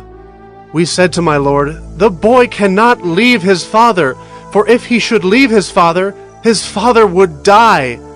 Then you said to your servants, Unless your youngest brother comes down with you, you shall not see my face again. When we went back to your servant my father, we told him the words of my Lord. And when our father said, Go again, buy us a little food, we said, We cannot go down. If our youngest brother goes with us, then we will go down. for we cannot see the man's face unless our youngest brother is with us. Then your servant my father said to us, You know that my wife bore me 2 sons. One left me, and I said, Surely he has been torn to pieces, and I have never seen him since. If you take this one also from me, and harm happens to him, you will bring down my gray hairs in evil to Sheol.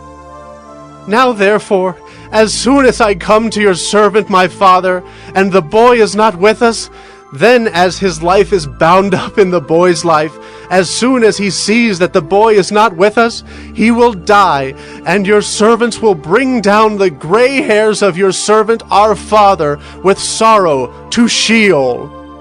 For your servant became a pledge of safety for the boy to my father, saying, If I do not bring him back to you, then I shall bear the blame before my father all my life. Now therefore, please let your servant remain instead of the boy as a servant to my lord, and let the boy go back with his brothers. For how can I go back to my father if the boy is not with me? I fear to see the evil that would find my father. Genesis 45.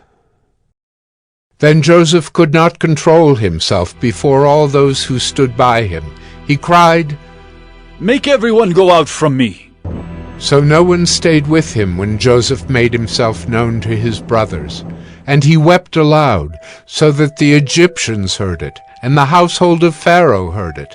And Joseph said to his brothers, I am Joseph. Is my father still alive? But his brothers could not answer him, for they were dismayed at his presence. So Joseph said to his brothers, Come near to me, please. And they came near, and he said, I am your brother, Joseph, whom you sold into Egypt. And now, do not be distressed or angry with yourselves, because you sold me here. For God sent me before you to preserve life. For the famine has been in the land these 2 years, and there are yet 5 years in which there will be neither plowing nor harvest. And God sent me before you to preserve for you a remnant on earth, and to keep alive for you many survivors. So it was not you who sent me here, but God. He has made me a father to Pharaoh, and lord of all his house, and ruler over all the land of Egypt. Hurry, and go up to my father and say to him, Thus says your son, Joseph, God has made me lord of all Egypt. Come down to me, do not tarry. You shall dwell in the land of Goshen, and you shall be near me, you and your children and your children's children, and your flocks, your herds, and all that you have. There I will provide for you, for there are yet 5 years of famine to come, so that you and your household and all that you have do not come to poverty. And now your eyes see, and the eyes of my brother Benjamin see, that it is my mouth that speaks to you. You must tell my father of all my honor in Egypt, and of all that you have seen. Hurry, and bring my father down here. Then he fell upon his brother Benjamin's neck and wept, and Benjamin wept upon his neck. And he kissed all his brothers and wept upon them. After that, his brothers talked with him. When the report was heard in Pharaoh's house, Joseph's brothers have come. It pleased Pharaoh and his servants, and Pharaoh said to Joseph, Say to your brothers, Do this. Load your beasts and go back to the land of Canaan, and take your father and your households, and come to me, and I will give you the best of the land of Egypt, and you shall eat the fat of the land. And you, Joseph, are commanded to say, Do this. Take wagons from the land of Egypt for your little ones and for your wives, and bring your father and come. Have no concern for your goods, for the best of all the land of Egypt is yours. The sons of Israel did so, and Joseph gave them wagons according to the command of Pharaoh, and gave them provisions for the journey. To each and all of them he gave a change of clothes. But to Benjamin he gave 300 shekels of silver and 5 changes of clothes. To his father he sent as follows: 10 donkeys loaded with the good things of Egypt, and 10 female donkeys loaded with grain, bread, and provision for his father on the journey. Then he sent his brothers away, and as they departed he said to them, "Do not quarrel on the way." So they went up out of Egypt and came to the land of Canaan, to their father Jacob. And they told him, "Joseph is still alive, and he is ruler over all the land of Egypt." And his heart became numb, for he did not believe them. But when they told him all the words of Joseph, which he had said to them, and when he saw the wagons that Joseph had sent to carry him, the spirit of their father Jacob revived. And Israel said, "It is enough! Joseph, my son, is still alive! I will go and see him before I die." Genesis 46. So Israel took his journey with all that he had, and came to Beersheba, and offered sacrifices to the God of his father Isaac. And God spoke to Israel in visions of the night, and said, "Jacob, Jacob." And he said, "Here am I." Then he said, "I am God, the God of your father. Do not be afraid to go down to Egypt, for there I will make you into a great nation. I myself will go down with you to Egypt, and I will also bring you up again, and Joseph's hand shall close your eyes." Then Jacob set out from Beersheba. The sons of Israel carried Jacob their father, their little ones, and their wives in the wagons that Pharaoh had sent to carry him. They also took their livestock and their goods, which they had gained in the land of Canaan, and came into Egypt, Jacob and all his offspring with him, his sons and his sons' sons with him, his daughters and his sons' daughters. All his offspring he brought with him into Egypt. Now these are the names of the descendants of Israel who came into Egypt, Jacob and his sons. Reuben, Jacob's firstborn, and the sons of Reuben, Hanok, Palu, Hezron, and Carmi. The sons of Simeon, Jemuel, Jamin, Ohad, Jachin, Zohar, and Shaul, the son of a Canaanite woman. The sons of Levi, Gershon, Kohath, and Merari. The sons of Judah, Onan, Shelah, Perez, and Zerah. But and Onan died in the land of Canaan. And the sons of Perez were Hezron and Hamel. The sons of Issachar, Tola, Puvah, Job, and Shimron. The sons of Zebulun, Sered, Elon, and Jaleel. These are the sons of Leah, whom she bore to Jacob in Paddan Aram, together with his daughter Dinah. Altogether his sons and his daughters numbered 33. The sons of Gad, Ziphion, Hagi, Shunai, Esbon, Eri, Eridai, and Areli. The sons of Asher, Imnah, Ishva, Ishvi, Beriah, with Sirah their sister. And the sons of Beriah, Heber, and Malchiel. These are the sons of Zilpah, whom Laban gave to Leah his daughter, and these she bore to Jacob, 16 persons. The sons of Rachel, Jacob's wife, Joseph, and Benjamin. And to Joseph in the land of Egypt were born Manasseh and Ephraim, whom Asenath, the daughter of Potipherah, the priest of On, bore to him.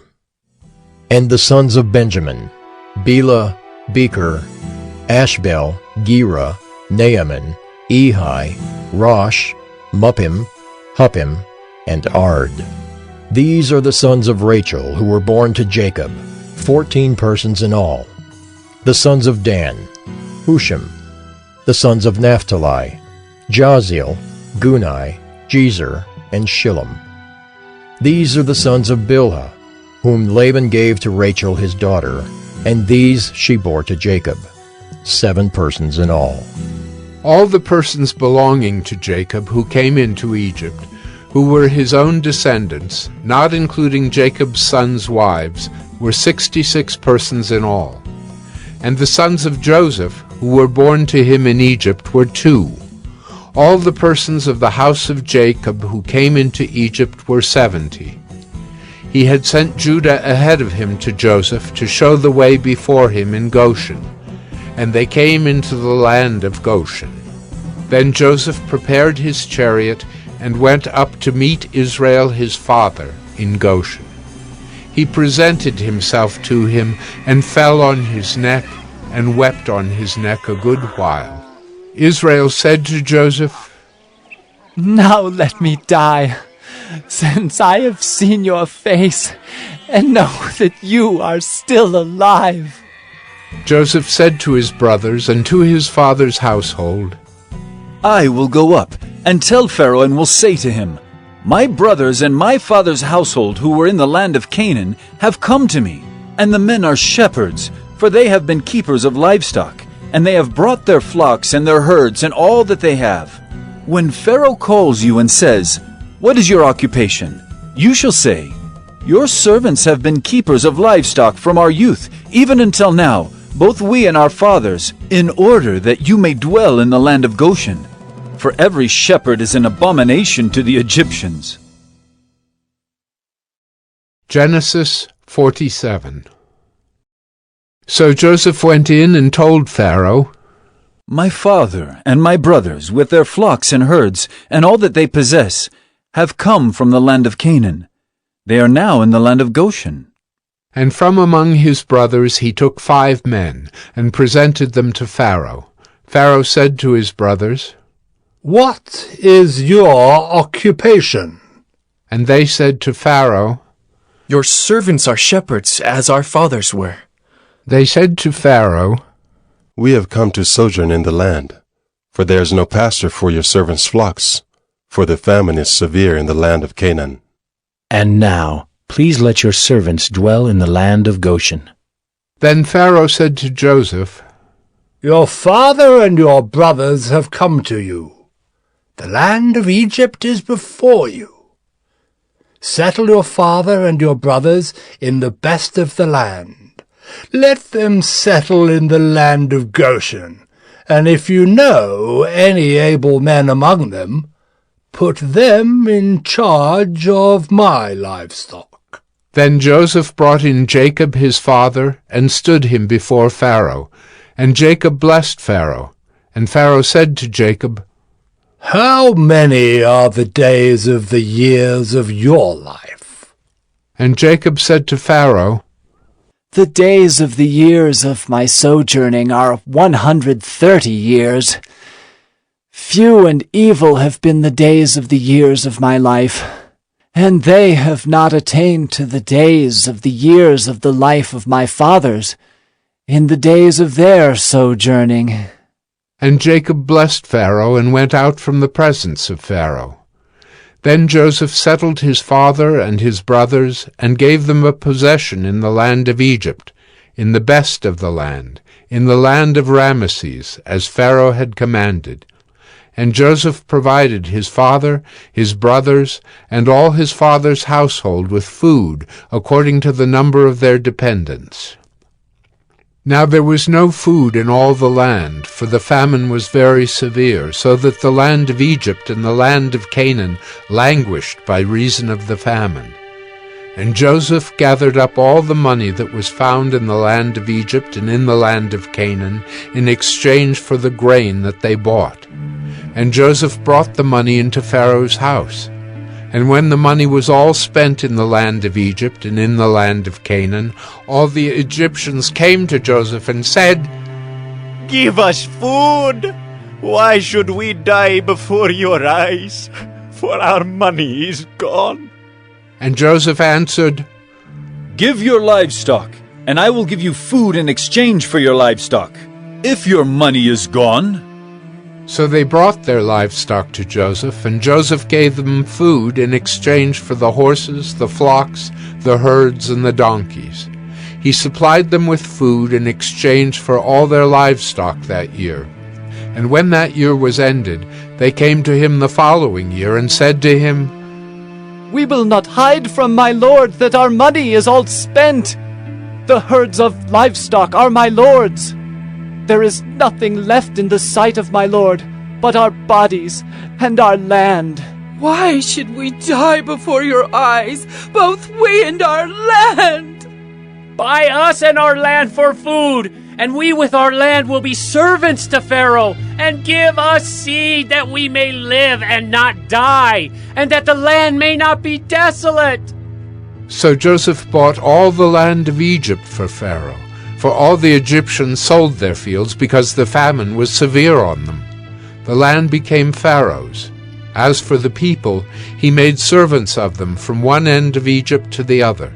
Only the land of the priests he did not buy, for the priests had a fixed allowance from Pharaoh and lived on the allowance that Pharaoh gave them. Therefore they did not sell their land. Then Joseph said to the people, "Behold, I have this day bought you and your land for Pharaoh. Now here is seed for you, and you shall sow the land. And at the harvests you shall give a fifth to Pharaoh, and 4/5 shall be your own, as seed for the field, and as food for yourselves and your households, and as food for your little ones." And they said, "You have saved our lives. May it please my lord, we will be servants to Pharaoh." So Joseph made it a statute concerning the land of Egypt, and it stands to this day, that Pharaoh should have the fifth. The land of the priests alone did not become Pharaoh's. Thus Israel settled in the land of Egypt, in the land of Goshen, and they gained possessions in it, and were fruitful and multiplied greatly. And Jacob lived in the land of Egypt 17 years. So the days of Jacob, the years of his life, were 147 years. And when the time drew near that Israel must die, he called his son Joseph and said to him, "If now I have found favor in your sight, put your hand under my thigh and promise to deal kindly and truly with me. Do not bury me in Egypt, but let me lie with my fathers. Carry me out of Egypt, and bury me in their burying place." He answered, "I will do as you have said." And he said, "Swear to me." And he swore to him. Then Israel bowed himself upon the head of his bed. Genesis 48. After this, Joseph was told, "Behold, your father is ill." So he took with him his 2 sons, Manasseh and Ephraim. And it was told to Jacob, "Your son Joseph has come to you." Then Israel summoned his strength and sat up in bed. And Jacob said to Joseph, God Almighty appeared to me at Luz in the land of Canaan, and blessed me, and said to me, Behold, I will make you fruitful, and multiply you, and I will make of you a company of peoples, and will give this land to your offspring after you, for an everlasting possession. And now your 2 sons, who were born to you in the land of Egypt, before I came to you in Egypt, are mine. Ephraim and Manasseh shall be mine, as Reuben and Simeon are. And the children that you fathered after them shall be yours. They shall be called by the name of their brothers in their inheritance. As for me, when I came from Paddan, to my sorrow, Rachel died in the land of Canaan on the way, when there was still some distance to go to Ephrath, and I buried her there on the way to Ephrath. That is Bethlehem. When Israel saw Joseph's sons, he said, Who are these? Joseph said to his father, They are my sons, whom God has given me here. And he said, Bring them to me, please, that I may bless them. Now the eyes of Israel were dim with age, so that he could not see. So Joseph brought them near him, and he kissed them and embraced them. And Israel said to Joseph, I never expected to see your face. And behold, God has let me see your offspring also. Then Joseph removed them from his knees, and he bowed himself with his face to the earth. And Joseph took them both, Ephraim in his right hand toward Israel's left hand, and Manasseh in his left hand toward Israel's right hand, and brought them near him. And Israel stretched out his right hand and laid it on the head of Ephraim, who was the younger, and his left hand on the head of Manasseh, crossing his hands, for Manasseh was the firstborn. And he blessed Joseph and said, The God before whom my fathers Abraham and Isaac walked, the God who has been my shepherd all my life long to this day, the angel who has redeemed me from all evil, bless the boys, and in them let my name be carried on, and the name of my fathers Abraham and Isaac, and let them grow into a multitude in the midst of the earth. When Joseph saw that his father laid his right hand on the head of Ephraim, it displeased him, and he took his father's hand to move it from Ephraim's head to Manasseh's head. And Joseph said to his father, Not this way, my father, since this one is the firstborn. Put your right hand on his head. But his father refused and said, I know, my son, I know. He also shall become a people, and he also shall be great. Nevertheless, his younger brother shall be greater than he, and his offspring shall become a multitude of nations. So he blessed them that day, saying, By you, Israel, will pronounce blessings, saying, God, make you as Ephraim and as Manasseh. Thus he put Ephraim before Manasseh.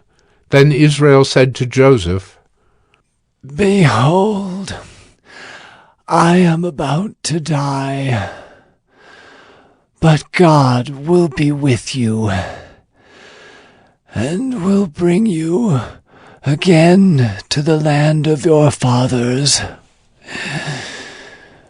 Moreover, I have given to you rather than to your brothers one mountain slope that I took from the hand of the Amorites with my sword and with my bow. Genesis 49. Then Jacob called his sons and said, Gather yourselves together, that I may tell you what shall happen to you in days to come. Assemble and listen, O sons of Jacob. Listen to Israel, your father. Reuben, you are my firstborn, my might, and the first fruits of my strength, preeminent in dignity and preeminent in power, unstable as water, you shall not have preeminence, because you went up to your father's bed. Then you defiled it. He went up to my couch. Simeon and Levi are brothers. Weapons of violence are their swords. Let my soul come not into their counsel. O my glory, be not joined to their company. For in their anger they killed men, and in their willfulness they hamstrung oxen. Cursed be their anger, for it is fierce, and their wrath, for it is cruel. I will divide them in Jacob, and scatter them in Israel. Judah, your brothers shall praise you. Your hand shall be on the neck of your enemies. Your father's sons shall bow down before you. Judah is a lion's cub. From the prey, my son, you have gone up. He stooped down. He crouched as a lion and as a lioness. Who dares rouse him? The scepter shall not depart from Judah, nor the ruler's staff from between his feet, until tribute comes to him, and to him shall be the obedience of the peoples. Binding his foal to the vine, and his donkey's colt to the choice vine. He has washed his garments in wine, and his vesture in the blood of grapes. His eyes are darker than wine, and his teeth whiter than milk. Zebulun shall dwell at the shore of the sea. He shall become a haven for ships, and his border shall be at Sidon. Issachar is a strong donkey, crouching between the sheepfolds. He saw that a resting place was good, and that the land was pleasant. So he bowed his shoulder to bear, and became a servant at forced labor. Dan shall judge his people as one of the tribes of Israel. Dan shall be a serpent in the way, a viper by the path, that bites the horse's heels, so that his rider falls backward. I wait for your salvation, O Lord. Raiders shall raid Gad, but he shall raid at their heels. Asher's food shall be rich, and he shall yield royal delicacies. Naphtali is a doe let loose that bears beautiful fawns. Joseph is a fruitful bough by a spring. His branches run over the wall. The archers bitterly attacked him, shot at him, and harassed him severely. Yet his bow remained unmoved. His arms were made agile by the hands of the mighty one of Jacob. From there is the shepherd, the stone of Israel. By the God of your father, who will help you. By the Almighty, who will bless you with blessings of heaven above, blessings of the deep that crouches beneath, blessings of the breasts and of the womb. The blessings of your father are mighty beyond the blessings of my parents, up to the bounties of the everlasting hills. May they be on the head of Joseph, and on the brow of him who was set apart from his brothers. Benjamin is a ravenous wolf, in the morning devouring the prey, and at evening dividing the spoil. All these are the 12 tribes of Israel. This is what their father said to them as he blessed them, blessing each with the blessing suitable to him. Then he commanded them and said to them, I am to be gathered to my people. Bury me with my fathers in the cave that is in the field of Ephron the Hittite,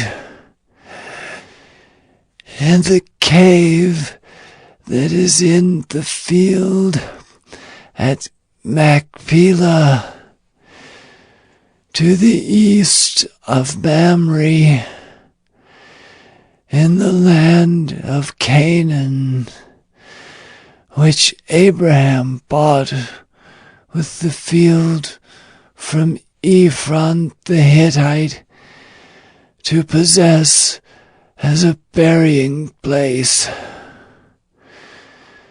There they buried Abraham and Sarah his wife.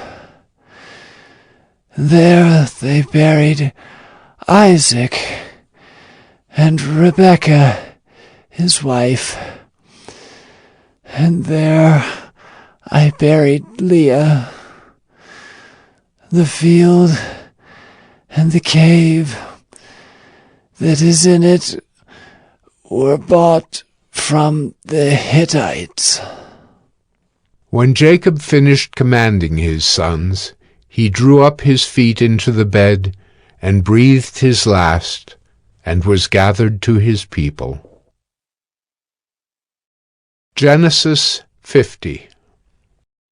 Then Joseph fell on his father's face and wept over him and kissed him.